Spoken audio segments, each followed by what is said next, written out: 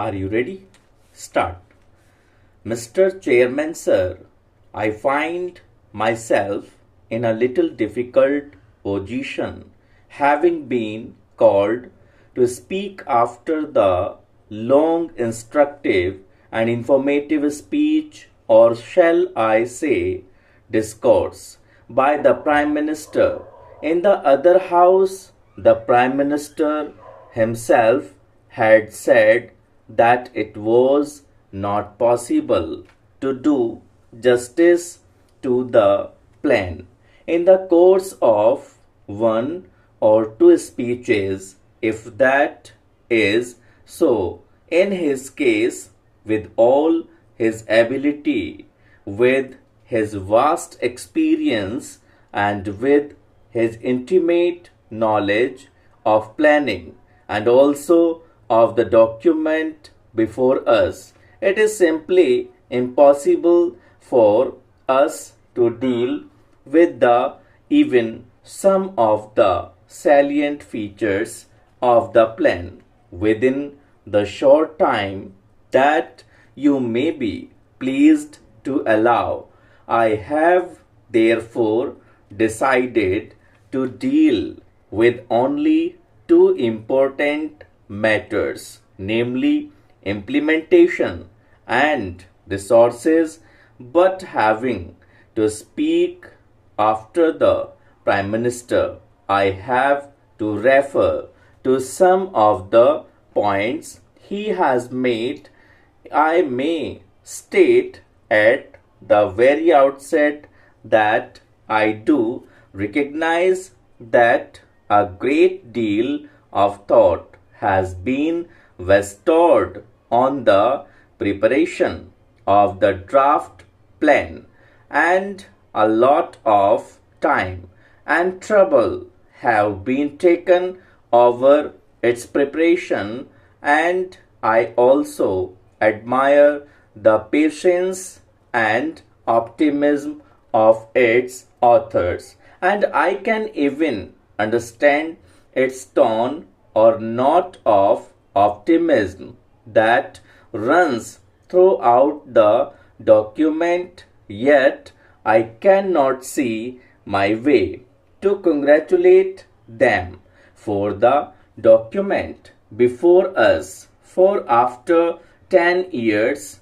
of functioning of a full-fledged planning commission in the country, after the working experience of two plans, I expected a different kind of document, a more realistic and businesslike stock taking of our efforts in the past. The picture, as the Prime Minister said, of the India to come is there, but I find that in important parts it is not clear. The lines are not at all distinct, and even some of the lines made clear in the previous plans have been blurred and they are not intelligible. For instance,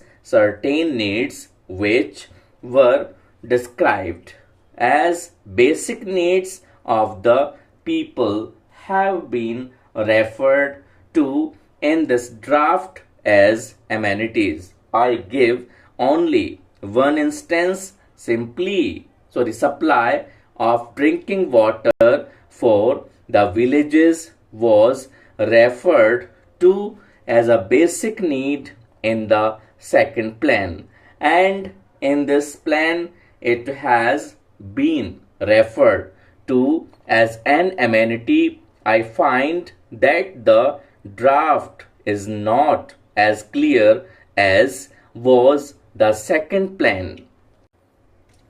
The Planning Commission was appointed after the Constitution had been framed. The Constitution had given certain directive principles, and it was expected, given certain directive principles and it was expected that the planning commission would come out with a plan for the implementation for of those principles. I can give only one illustration: the prime minister talking about so many millions of children going to school, but how many millions are there who are not going to school? The directive principle lays down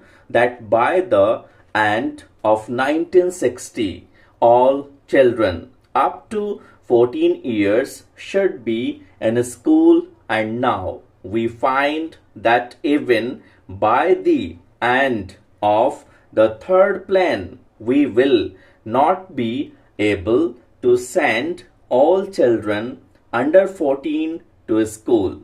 We will be able to send children only up to 11. I know that there have been difficulties, but then we should be bold enough and honest enough to say that it was an impossible directive that should be modified and that it should not be there. About other directive principles, I do not want to refer. I do not have the time. I may point out that while I appreciate the remarkable achievements made, I also have to share the blame for what has not been done. In the second plan, you had fixed certain targets. Of course, the prices went up by 20%. Now you are going to make certain investments in the third plan. I have the authoritative opinion of an economist, so we must not be satisfied with that. I say I can understand the note of self satisfaction on their part, because but for that they will not be there and they would have left the job long ago. So we have to devise ways and means. The Prime Minister knows that I have given some thought to the problems confronting us, and I have sent suggestions to him from time to time, and he has passed them on to the Planning Commission. Sir, at the time of the preparation of the second plan, I had sent some suggestion, and one of them was that I wanted to provide work to the unemployed in the villages. It is said that we do require